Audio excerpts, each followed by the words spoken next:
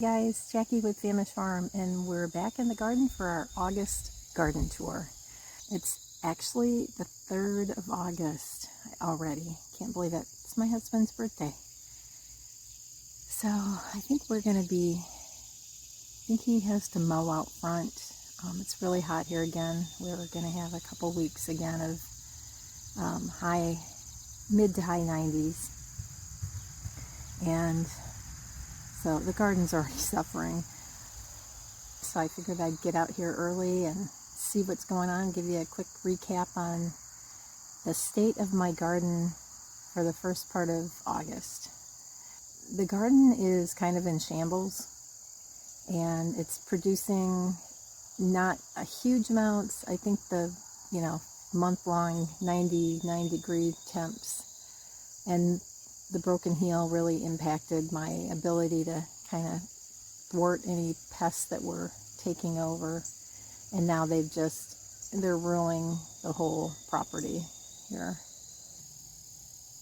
The garden this year is not about abundance, it's about pest control. And I've been losing that fight all summer. Going to be talking a little bit about what we've got started for the Winter Garden Challenge that Seedtime sponsored. I've decided to try an in-ground bed in my clay soil behind me this winter to see if I can have a kind of cut-and-go garden into the winter. Let's see what happens. Just went through the 5 days of presentations they had. That was really good information.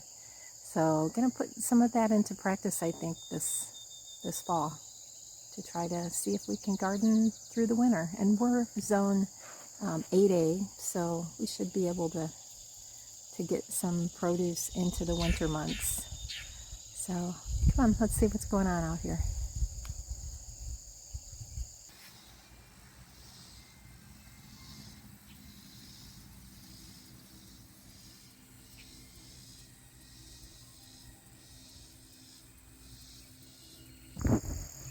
So this is my one prolific part, the volunteer cherry tomatoes in the middle bed.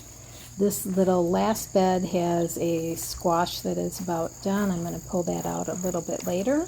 The peanuts seem to be doing pretty well. And look I planted a little short, 6-inch row of carrots right here. And look what's coming up there. I didn't even notice it at first till I got in there and was like, what is that? And yeah, that's a carrot. So I did some research on the peanuts, and those plants will start to die back, like the black beans and the kidney beans, when those are ready to harvest. Now, these are my Roma tomato, my line of Roma tomatoes, and back there is some more pole beans that I've started, and then to the right there is my pole beans that are growing up and over. And I've not had a lot of buds set on the pole beans, but they're just starting to produce now. This is my pumpkin plant, and kind of interwoven with I believe it's my sugar baby watermelon, the one that we cut into a week ago, 10 days ago, and it was delicious. It's so far the only one. This is a speckled bottleneck gourd. I've got a zucchini that I put in, and then there's another watermelon that here's the zucchini, and then I think I'm going to show you my little watermelon that I started late. If anything comes up, we'll be happy for it. Now this one I figured out, that's the volunteer acorn squash. That must have been a hybrid, because this is obviously not an acorn squash. I don't know what kind of squash it is. Happy to have it. And that's the crimson watermelon that produced one, but it split before it came to maturity. And then more of the Romas, the beans, the pole beans that, like I said, are just started to come on. And then back here are some more Romas and my San Marzanos. This is my elderberry that I planted this year. That's doing quite well. And I haven't got a ton of bromas in the freezer ready to be canned, but I've noticed today there's a lot of them starting to ripen up. So I've been picking them a little early because I was afraid the heat would get them. Now this is my sick-looking strawberry bed. I just planted in the bare soil to the bottom right of the screen. I just put in some carrots just directly into the clay. We'll see what happens. And then this is the row of Latham raspberries that I just remembered we're going to have to move those from this garden bed. And I'm going to move those over on the north property line once we take out some trees this fall. And I'll just put them up against an eventual fence line over there. This is the back side of the pole beans. Yeah, the raspberries, I really forgot that those are really going to travel a lot, and I would rather them be in their own separate plot on the other side of the garden. So I'll dig those up this fall, and we'll move those over on the other side of the property. And there's strawberries down below them, and we will leave them there. That'll be just fine right where they're at. This is a combination of the backside of the cherry tomatoes, the tomatillos, and the romas in the background. And the tomatillos have been really incredible. Lots of small fruits coming on. I've had a small bag full, that maybe a quart that I've taken off already, but I plan on making salsa verde later. I'm just freezing those until I have a big enough batch. There you can see some of the fruits coming on those tomatillos. Those are cool. That's the first time I've grown those, and I will grow those again next year. Those were fun. There's kind of an empty spot on the trellis here where I've replanted some cucumbers, and I'm just worried that I might have planted some bush cucumbers instead of some vining ones, but either way, if we get a few more cucumbers, I have no complaints. And that's a look back through the trellis, which has grown up a little nicer than I expected earlier in the season. And those raspberries. And then these are just some sunflowers that we put into the landscape, and I'm going to come back and stake those up in a little bit. This is my little herb garden, and I've got some mint, some parsley, some dill, and this basil. I'll come back and harvest this, and I'd make some pesto later today with this abundance of basil that we've got. That dill is about done. Tilly dog has really trampled on the herbs there. And then I've got just one of my lettuce buckets left. This is a Swiss chard that I'm still harvesting a little bit off. On the south side of the house, this is the new grape plants that we put in this year. These are Suffolk grapes. I had this one on the right. There's a matching one down on the left. And in between, I've decided I'm going to put these in the ground. Now, I'm in zone 8A. We're in northwest Alabama. This is an improved Meyer lemon on the right and a key lime on the left. And Millennial Gardener has me convinced I can make a little microclimate here and overwinter these in the ground. So I am going to try that. And I'm also thrilled that at least one of the buds got pollinated, because I've got a little lemon starting there and the other grape.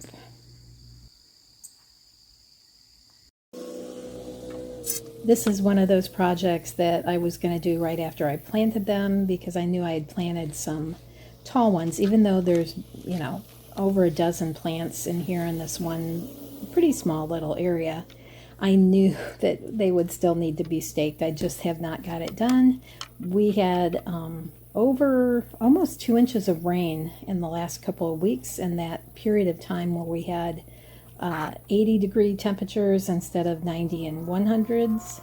And this kind of got toppled over. So we're going to stake it up here. I'm going to weed it here too. But I'm just going to put this on fast so we can get through this, because it's kind of boring. Just 4 stakes, some string, and they're good to go. Was a couple of seed packets, I think one from Dollar Tree and one a 50-cent packet from Walmart that I just thought I'd try, and had very good germination on all of them. And so I've got some that I saved for next year. And what I'd really like to do is just to take the sod out along this fence line and just plant a whole row of these, and then they would pretty much self-seed year after year. But I had these at our tiny house, and we had Orioles, and just it was so much fun to bird watch with once the seeds were mature. So anyway, here we are getting these all staked up, and I had to laugh because when I got back around here I noticed that the top to my little string holder, which is an oatmeal can with a hole poked in the rubber top of it, the rubber top is on one of these strings, so I'll have to come back through and untie that and take that off. And then we've got just some close-ups of some of the flowers about to open and a couple of the different varieties.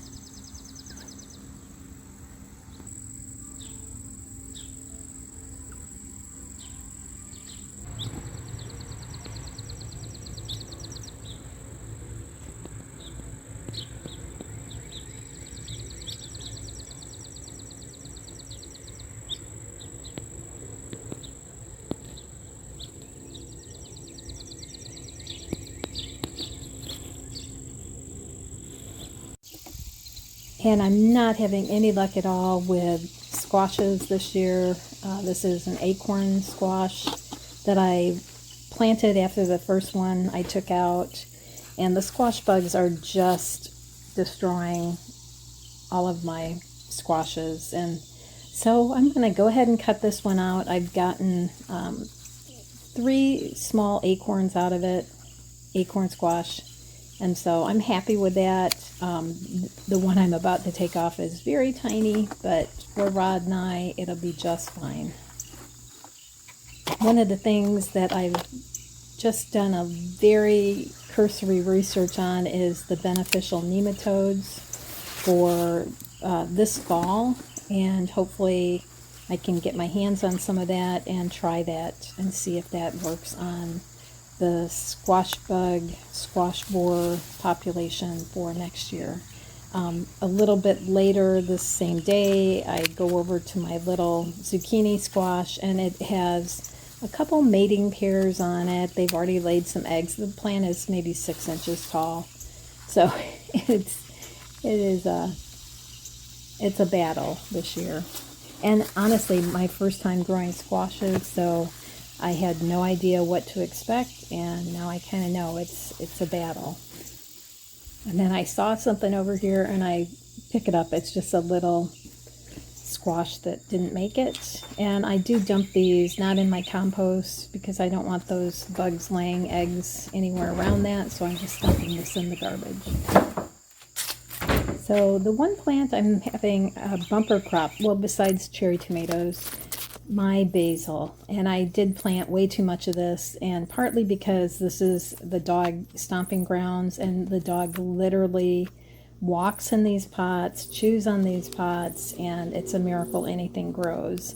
So I'm going to go ahead and cut this back pretty severely, and then later today I'm going to go in and process. I think I did 2.5 pints more, and this is my second harvest of basil, so I think the first time I got 2+ pints, so I've got a freezer full, and part of that will be Christmas gifts this year. So I'm happy to have this, and I love pesto.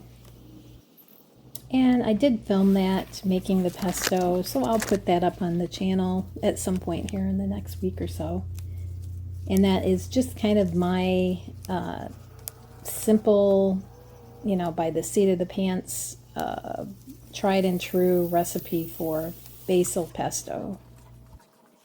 And to finish out the day, I'll just put some water on these plants. And then I want to show you down in the basement what I'm doing. So this is the start of my winter garden. Now the key apparently with winter gardening is whatever plants you plan on overwintering must be of mature size going into your first freeze. So to the right, I've talked about having trouble with cabbages, and I've got great germination. I've got 2 different varieties of cabbages here. So I've got, I think, 6 plants coming up there, and I will eventually separate those into their own pots, but we've got roughly 3 in each pot. And then I'm going to be doing some lettuces. I think I did Swiss chard, sorrel, and a lettuce mix, which is not a cold hardy lettuce by any stretch, but we're just going to use the seeds we've got. I do have another order from M.I. Gardener coming. I can't even remember what I put in it, but we're going to be doing, what I'm hoping to do is just get some carrots in the ground and succession plant them. I want to get some broccoli and cauliflower and just do, 1 or 2 plants of those at a time and succession plant them until fall, and then see if we can overwinter them. So that's kind of the plan. We'll see what happens. I've never done it. I'm going to have to get some row covers. I understand that I can use my concrete ladders that I use for my trellis for the hoops for the row covers. So we're going to try it. It should be fun. Another fun experiment. So when you don't have a great garden in the spring and summer, let's see if we can make a great garden going into winter. Well, guys, thanks for being here. Thanks for watching to the end. If you have a comment about what you might be growing this winter, or if you're going to try to grow anything this winter, please leave it in the comments down below. And consider liking and subscribing our channel. That's how we'll grow. Thanks for being here. Bye-bye.